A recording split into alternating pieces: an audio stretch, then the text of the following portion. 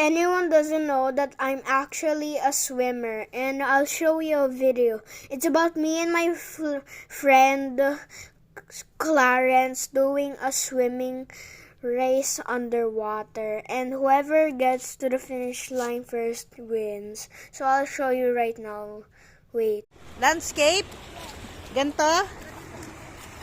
Ganto landscape, right? O game. Bahala kayo. Hindi anak, mabangga kayo. Nasaan na kayo? You cheated! They did? Ulit!